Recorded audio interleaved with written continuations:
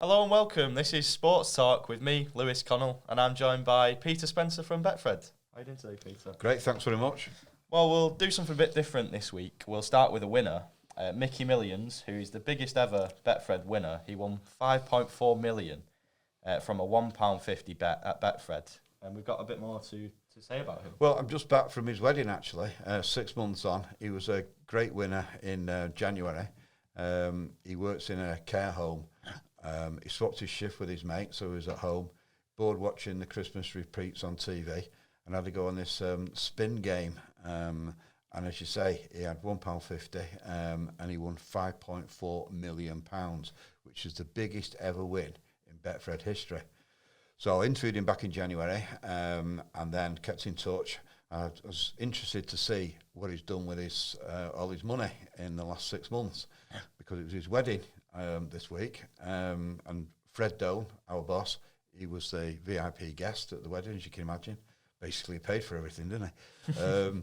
So I went to see him the day before, and he's bought himself a £750,000 5-bedroom mansion in the outskirts of Newcastle, which is a bit different from his 2-bed rented semi-detached council house on the Walker Estate in Newcastle. He's in there with his, he's now his wife. He bought himself a quad bike and a £60,000 motorhome. She didn't even have a passport, but since then they've been to Amsterdam, Tenerife, and they're off on honeymoon to Dubai and Malaysia. And he's having a whale of a time. He's investing his money wisely as well. He's got a jacuzzi in the garden, which I was quite jealous of because it was a sunny day. And it was just fantastic how this guy has transformed his life thanks to this tiny, tiny bet on Betfred. I even met the guy who we swapped his shifts with, who was his groomsman. If he hadn't swapped his shifts, he wouldn't have been at home and bored and had to go on this this game. So just a great story, and that'll no doubt be in the papers next week.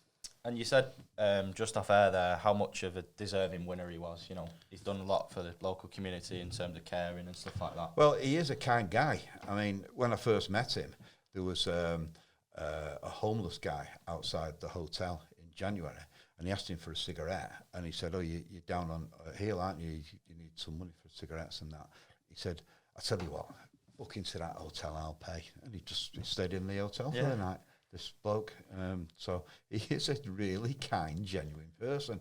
And one of the things he's going to do with his money, more long term, he feels that people who suffer from mental illness don't have enough socialising. So he's going to set up some kind of hostel or home where they could go just to mingle with people who haven't got mental illness. He thinks that'll benefit them.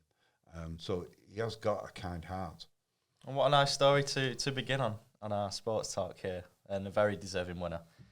We'll move on to the Betfred Super League now. A lot of teams in action tonight. The big one, of course, Warrington against Saints. How do you see that one going? Well, Warrington have got it all to do, basically. They're really, really struggling now. They're tumbling down their Betfred Super League table. They were beaten by Leeds in a game that I saw. They were booed off the pitch. People are trying to make out it's not a serious matter, but it is a serious matter because Warrington Wolves are seen as the Manchester United of the rugby league world, and basically they should be doing better. They were winning the league after 10 games, top of the table, and now they're about 4th or 5th. St Helens, well, they're always there or thereabouts. They're on the up now, so it's all set up for one super duper game tonight. In fact, it's one of the most eagerly awaited matches so far. So Betfred have Warrington 9-4 to win, but Saints their odds on 4-11. The tie 20-1. T. Ritson, the winger for St Helens, he's 7-1 to score the first try. John Bennison 8-1. Jack Wellesby, he indifferent in form. I think his head's been turned by all this interest from the Australian teams. But anyway, Jack Wellesby, who's obviously a superstar player, he's 9-1 to score the first try. Matty Ashton 10-1, and his opposite number, Mark Percival, he's also 10-1 to score the first try. To win Betfred Super League outright, we have at Betfred St Helens 7-4 still favourites. Catalans, well, they've gone 4 points clear now at the top of the table. They're 10-3 to win the league, the Super League Grand Final outright. Wigan, well, they are always there. 7-2. Warrington on the slide, 11-2. Salford 22-1. They're the big ones really. But the fast emerging team are Lee Leopards. They're 12-1 now to make it a fantastic start as new boys in the Betfred Super League. They're now 12-1 to win the grand final outright. The other matches tonight: Salford against Leeds Rhinos. Salford 17-10 to get their season back on, but Leeds are the favourites. They're 1-2 to go on and win that game at Salford. And we'll move on to Wimbledon now. Unsurprisingly, Novak Djokovic, arguably the best tennis player of all time, is the favourite to win the competition. But another man who is in with a shout, Andy Murray, he's now down to 28-1. He's doing very well. Yeah, I'm not so sure whether it's the greatest player of all time. What about McEnroe? People like that? They were better than him. They're certainly more interesting. Anyway, you're right. Djokovic is the 8-15 favourite to win the men's singles outright. Andy Murray, well, he's 2-1 ahead overnight. He's 28-1. So the odds on him achieving the title again are tumbling. So he's 28-1 at Betfred to win the men's final outright. And on to the Ashes, that was obviously taking place yesterday. Mark Wood was on fire. He got 5 wickets yesterday, and one of his bowls was clocked in at 96 miles per hour. Yeah, that's sensational to achieve that kind of speed at his age as well. Absolutely tremendous. 5 wickets he picked up, 96 miles an hour, as you say. It's hard to compare with the great players of yesteryear because of the way that it's tested now and the better mechanism. But whatever, 96 miles an hour is something else at his age, and it's no wonder those tail enders were skittled out so quickly at the end of that game. And we'll just touch on some of the football transfers now. Mason Mount has completed his move to Manchester United. Do you think that's a good signing for the Red Devils? I think it's a steady sort of signing. He's not going to set the world on fire, is he? He's hardly going to go and score 100 goals. His goal-scoring record at Chelsea wasn't fantastic, but he's a player who can carry the ball forward quickly, which will help United's style of play, the counter-attacking. So I think it's, let's say it's a 7 out of 10 signing. He's not like Rice, is he? He's not going to set the world on fire. So I think it's kind of okay. And you said it's a 7 out of 10 there. He's, of course, speaking of 7, he's took the number 7 shirt, that iconic number 7 shirt. Do you think that'll be a lot of added pressure on him? Well, I didn't know that, so you caught me on the hop there. But that is interesting. He's certainly not in the class of some of the other number 7s, like George Best and Beckham and players like that. So we'll just have to wait and see, I suppose. I think there's been a lot of talk about that, but, you know, when you think back to those iconic number 7s, we've not had one like that for a number of years now.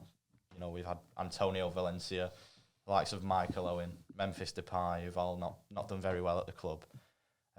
So, you know, he's got big shoes to fill in that sense, longer term, but, you know, past couple of years, we've not had many. Well, I think anyone successes. who joins United have got big shoes to fill, and it's whether he's got the big game mentality and the personality to see him through in Old Trafford, because there's so many players who've failed, who've come on big money and then not done the business.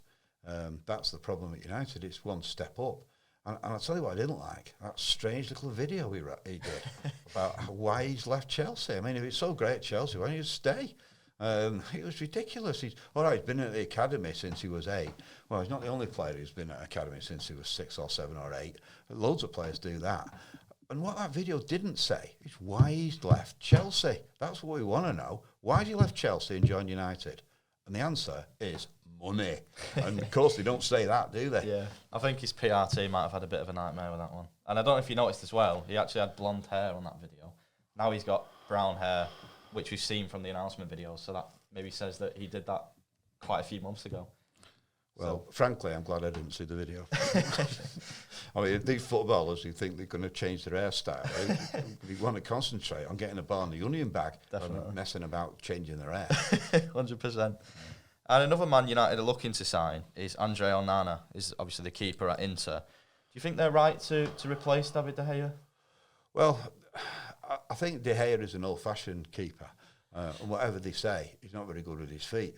So the modern-day goalkeeper is effectively a sweeper. And if United don't get someone who can play in the same bracket as City, Liverpool and other teams' keepers, then they're going to be struggling in terms of they're going into a game with 10 men rather than 10 and a half men, which is what goalkeepers are nowadays. So I think he's looking to the future. And I thought it was strange how they tried to make out that they were going to keep him as the number one, even though it's clear that he isn't the number one anymore. I think they are right to move him on. It's a bit of a shame because considering how big of a servant he's been for the club, but I think it is time to move on. And just to end on, we've got another winner. We've started on a winner, we'll end on a winner. This man is from Scotland. He's bet £10 and he's won £50,000 on the 49 numbers game. Yeah, he has. He's an engineer of the name Robert Tosh. And he lives in Kilmarnock in Scotland. So I spoke to him this week and I asked him about why he picked those particular 4 numbers that all came out and won him such a fantastic return with Betfred. And he said that he picked 1, 12, 20 and 22. So he said that's the date of birth of his 7-month-old son, Callum, who was born on the 1st of the 12th December 2022 last year. So that's why I picked those numbers. He had 2 bottles of champagne left in the fridge, and he admitted that the toast was Callum, his 7-month-old son, although he didn't join in. He was more bothered about his bottle of milk. Very nice story to end on, as always. Thank you very much, Peter, for joining us. We'll see you again the same time next week. No problem. That's Peter Spencer there from Betfred.